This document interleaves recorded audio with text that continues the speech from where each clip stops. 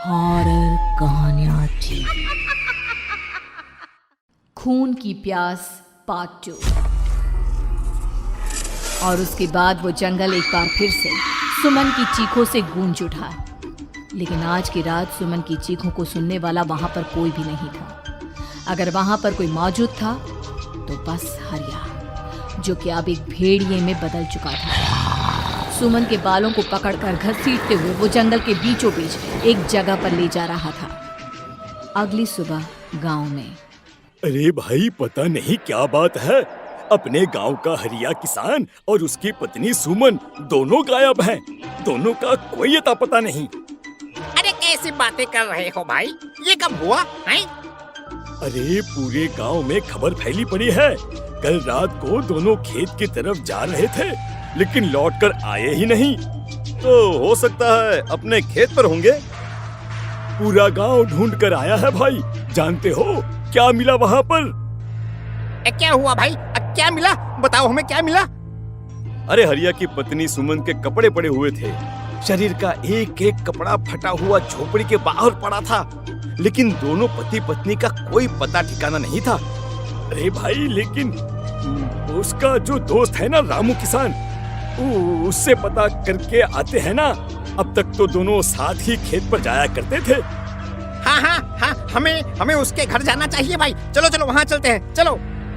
वो सारे लोग रामू के घर पर पहुंचते हैं। रामू अपने घर के बाहर बैठकर हुक्का पी रहा था। आज सारे के सारे लोग टोली बनाकर मेरे घर क्यों आ रहे हैं? क्या कोई मर गया क्या भाई? अरे कैसी बातें कर रहे हो? तुम्हारा सबसे अच्छा दोस्त हरिया और उसकी पत्नी गायब है, और तुम यहाँ बैठकर हुक्का पिए जा रहे हो हैं? रामू ने अजीब सी नजरों से उन सब गांव वालों की तरफ देखा, जिसकी वजह से वो लोग एक बार के लिए डर गए। गायब है? अरे गायब नहीं है, मुक्ति मिल गई है। उन दोनों को मुक्ति मिली है।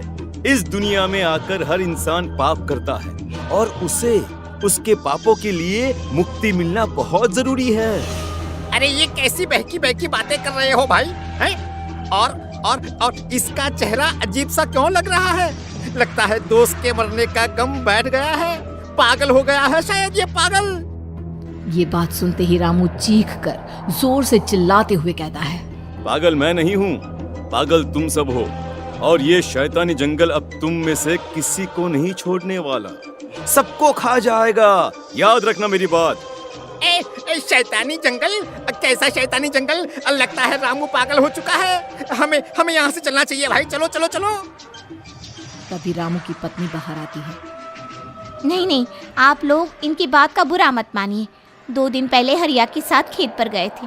जब से वहाँ से आए हैं तब से ऐसी ही बातें कर रहे हैं। भगवान जाने ऐसा क्या देख लिया उन्होंने, खेत में कुछ भी बड़बड़ाते रहते हैं।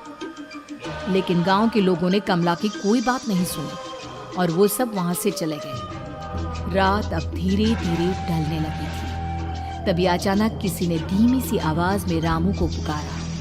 रामू, आ जाओ, मैं तुम्हारा इंतजार कर रहा हूँ। और सुनो, अपनी पत्नी को साथ लेकर आना, नहीं तो काम अधूरा रह जाएगा।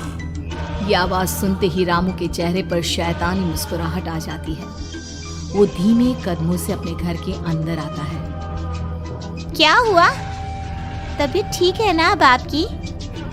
मैं तुझे अपने साथ खेत पर ले जाने आया, चल। मैं तुम्हारे साथ कहीं नहीं जाने वाली। मुन्ना गहरी नींद में सो रहा है, और उसे अकेला छोड़कर मैं तुम्हारे साथ खेत पर नहीं आ सकती। वैसे भी तुम्हारे उन खेतों में भगवान जाने कौन सा राक्षस घूम रहा है, मुझे तो डर लगता है। रामू गुस्से में दांत पीसता अपनी झोपड़ी से बाहर आ जाता है, और कमला गहरी नींद में अपने बच्चे के साथ सो जाती है। तभी अचानक रात को रामू की झोपड़ी के ऊपर एक साया वही गाना गुनगुनाते हुए घूमने लगता है, जो हरिया के मोबाइल में बजा करता था। मैं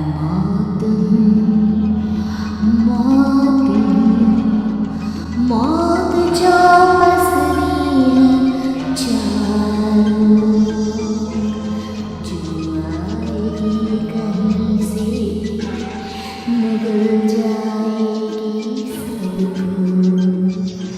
मैं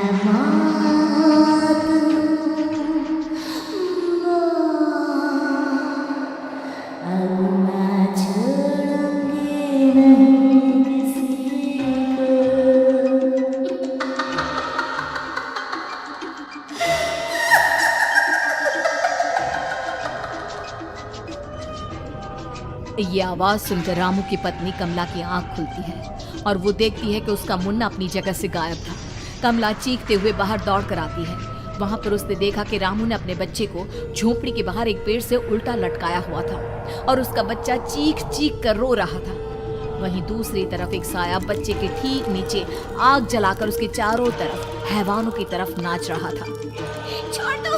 छोड़ दो मेरे बच्चे को। अरे क्या कर रहे हो तुम? शर्म नहीं आती तुम्हें? अपने ही बच्चे को इस तरह मौत के हवाले करते हुए। अपना बच्चा? किसने कहा ये मेरा बच्चा है?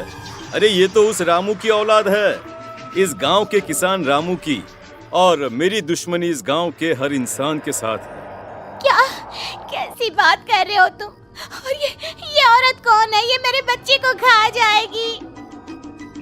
तभी अचानक से उस साया ने एक बेहद खतरनाक दिखने वाली औरत का रूप ले लिया और उसकी आंखों से आग निकल रही थी। सही पहचाना तूने। मैं तेरे बच्चे को खा जाऊंगी। अगर तू अपने इस हैवान पति रामू के साथ जंगल नहीं आई, मैं तेरे बच्चे को खा जाऊंगी। लेकिन क्यों? आखिर क्या चाहती हो तुम मुझसे? मुझे जंगल क्यों ले जाना चाहती हो?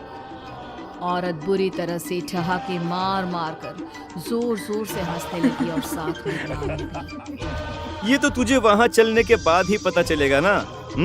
अगर तू नहीं आई तो थोड़ी देर में तेरा ये बच्चा आग में जलकर मर जाएगा। चल जल्दी। नहीं नहीं, मेरे बच्चे को छोड़ दो। तुम जहाँ कहोगे मैं तुम्हारे साथ चलने के लिए तैयार हूँ। और उसके बाद उस बच्चे को झोपड़ी में लिटाकर आगे आगे वो साया चल रहा था और उसके पीछे पीछे रामू अपनी पत्नी के बाल पकड़कर उसे घसीटते हुए जंगल की तरफ ले गया। जंगल में जाने के बाद कितनी खूबसूरत होगी। आज की रात बस तुम और मैं एक दूसरे के साथ रहेंगे। मुझे तुमसे बहुत डर लग रहा है। तुम्हें क्या हो गया है? तुम तो बिल्कुल ठीक थे। वो होगा जो हमारे बीच होना चाहिए। तो आओ आओ, अपने आप को मेरे हवाले कर दो।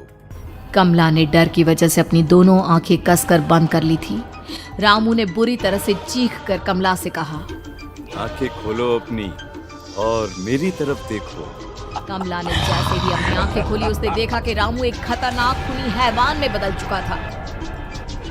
कौन हो तुम? जाने दो मुझे। क्या चाहते हो मुझसे? वही जो एक आदमी एक औरत से चाहता है। मैं तुम्हारा पति रामू नहीं, बल्कि इस जंगल का एक भेड़िया हूँ। और आज की रात तुम्हारे खून से अपनी प्यास बुझा जाऊं। और उसके बाद वो जंगल कमला की दर्दनाक चीखों से गूंज उठा। अगली सुबह कमला के कपड़े भी जंगल में उसी तरह पाए गए जैसे कि सुमन के पाए गए थे। इस घटना के बाद पूरे गांव में दहशत का माहौल था। अपने माँ बाप की मौत और गांव में हो रहे इस तरह की घटनाओं की खबर सुनकर किशन शहर से गांव लौट आया था। अपने माँ बाप की बेदर्द मौत की वजह से वो बहुत परेशान था। तभी अचानक उसे अपने घर में खाट के नीचे पड़ा हुआ वो मोबाइल फोन मिला जो उसने अपने पापा हरिया को गिफ्ट किया था। अरे कितने प्यार से पापा के लिए मोबाइल फोन लेकर आया था। इसे एक दिन भी काम में नहीं ले पाए। और आखिर कौन है जो गांव में इस तरह की हत्याएं कर रहा है? क्या है इन सब के पीछे? क्या है? मुझे पता करना ही होगा, वरना एक दिन पूरा का पूरा गांव खाली हो जाएगा। इस गांव में एक भी जिंदा इंसान नहीं बचेगा। गांव के लोगों की मदद करने के इरादे से किशन अपने गांव से दूर एक दूसरे गांव में बहुत बड़े तांत्रिक के पास मिलने के लिए गया। तांत्रिक बाबा, अब आप ही कुछ उपाय बता सकते हैं। भगवान जाने हमारे गांव को किसकी नजर लग गई है। नजर नहीं लगी है, किसी ने तुम्हारे गांव को बद्दुआ दी है। किसी सताई हुई आत्मा का प्रकोप है और अब वो पूरे गांव में किसी को नहीं छोड़ेगी जब तक उसकी आत्मा को शांति नहीं मिल जाती। अरे लेकिन ऐसा कौन है बाबा? किसकी आत्मा है और कैसे मिलेगी उसे शांति? मौत है, मौत कहीं से भी आएगी और सबको निगल जाएगी। इससे बचने का सिर्फ एक ही उपाय है, लेकिन उस उपाय को करना आसान नहीं होगा। जो भी उस उपाय को करने की कोशिश करेगा उसकी जान जा सकती है।